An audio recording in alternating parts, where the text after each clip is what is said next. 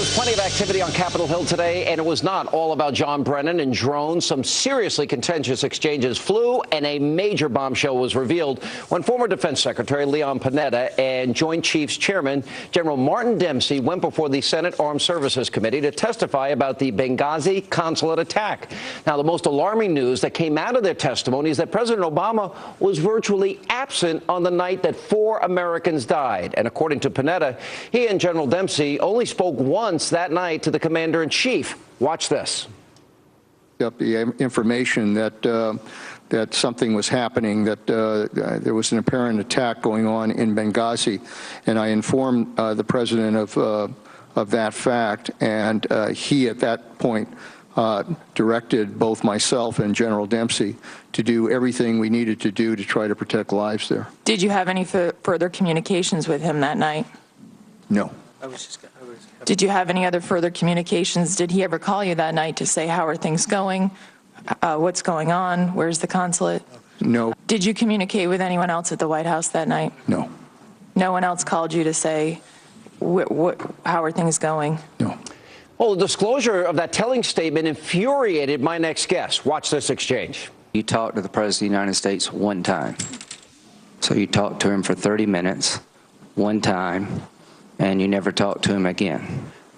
Neither one of you. Until afterwards. Until after the attack was over. That's right. Are you surprised that the President of the United States never called you, Secretary Panetta, and say, how's it going?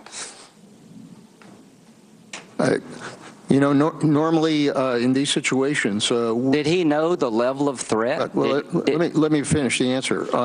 We were deploying the forces. He knew we were deploying the forces. He was being kept updated. Well, I hate to interrupt you, but I got limited time. We didn't deploy any forces. My question to you is, during that 8-hour period, did the president show any curiosity about how's this going? What kind of assets do you have helping these people? Did he ever make that phone call? Look, there is no question in my mind that the President of the United States was concerned about American lives. Well, all due respect, I don't believe that's a credible statement if he never called and asked you, are we helping these people? What's happening to them? As a former we have a second round, and we'll chief take of staff to the President. And here now with more, South Carolina Senator Lindsey Graham. Senator, I'm stunned. That's shocking. If I were a family member and one of my loved ones was killed in Benghazi, I would be sick to my stomach. The President of the United States talked to the Secretary of Defense for 15 minutes, never talked to the Secretary of State until after the attack was over, never made a phone call saying, how close are we to help these people? Where's Chris Stevens? What did he do when he was told the ambassador was missing? We've had one ambassador killed in the last 30 years. The President of the United States has to account for his leadership here. I intend to hold him accountable. Thus far, the White House is delayed, denied, deceived, and stonewalled, and this has to come to an end. He has to account for his leadership. This was an 8-hour ordeal. I mean, and as you pointed out, they didn't send in any help, which we're now learning that they could have. What was the time frame? Wasn't it early, right after the attack started, that Panetta spoke with Obama?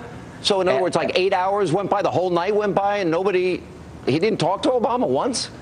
He talked to President Obama for 30 minutes around 5 o'clock in the afternoon. That's when the attack was about an hour old. Our ambassador was missing about 30 minutes later.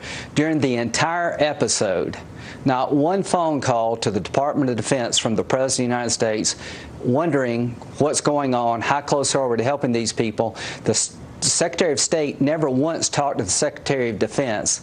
The President of the United States never made one phone call to find out how this operation was going.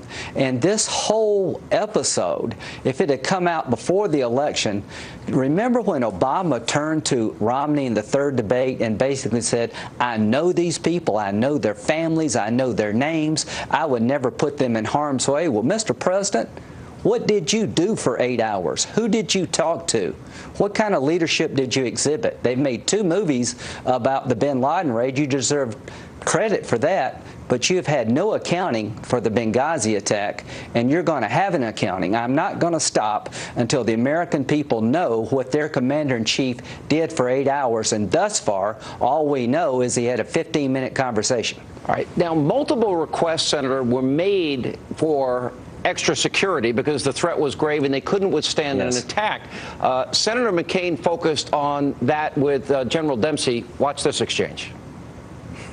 Did you ever get the message that said they could not withstand a sustained attack on the consulate? I was tracking that intelligence. I was tracking through General Did you receive that information? I did, and I saw it. So it didn't bother you? It bothered me a great deal, but Then why we never didn't you received put a forces request. in place to be ready to respond? Because we never received a request to do so, number one. And number two, You never heard of Ambassador Stevens' repeated warnings about the lack I of had, sir, security? through General Ham, but we never received a request for support from the State Department, which would have allowed us to put So forces it's the on State the ground. Department's fault.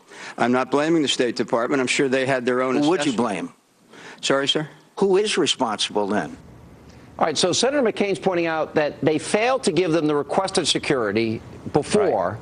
You pointed out they failed during the attack, and then it was, am I right to say it's a lie and cover up after?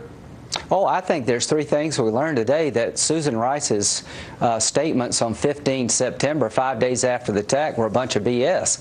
Because Panetta and Dempsey said today to Senator Inhofe, who did a great job, we knew that night it was a terrorist attack. Chairman Dempsey said the mortar rounds hitting the rooftop was pretty impressive. Panetta and Dempsey both testified that they knew it was a terrorist attack on September the 11th. My question is, how could the President of the United States for over 2 weeks tell us we don't know what happened? How could Susan Rice go on national TV and say there's no evidence of a coordinated terrorist attack? She misled the American people. Who changed the talking points? And Secretary Clinton's story makes no sense. Right, she said she had a clear-eyed view of the threats. She didn't even know about the August 15 memo from her own ambassador, and the Secretary of Defense did. And the president himself was still blaming a YouTube video 2 weeks later. Last question. You were against enhanced interrogations. You and I had a disagreement on that. I'm against torture. Okay. I don't believe the three people that were waterboarded as torture, but not to digress. Okay. What about the president bombing people, killing them, targeting them with drone attacks? I think you should have enhanced interrogation techniques that are classified. I think we should kill all the terrorists or capture the terrorists we can find. I'm okay with the drones, but he won't use Gitmo. We've captured one person, Sean, in 4 years. It's hard to interrogate a dead man. So this president has closed Gitmo, and we're a nation without a jail, and this is going to come back to haunt us, and there are more Benghazis coming. This commander-in-chief is disengaged. He doesn't understand the reality. He's let Syria become a contagion for the whole region. The whole Mideast is blowing up. We don't have a place to put a terrorist if we captured them, and it's going to bite us in the butt. I guarantee you're right. I wish you were wrong, but you're not. Good to see you, Senator. Thank you. Coming up next, we have shocking new developments.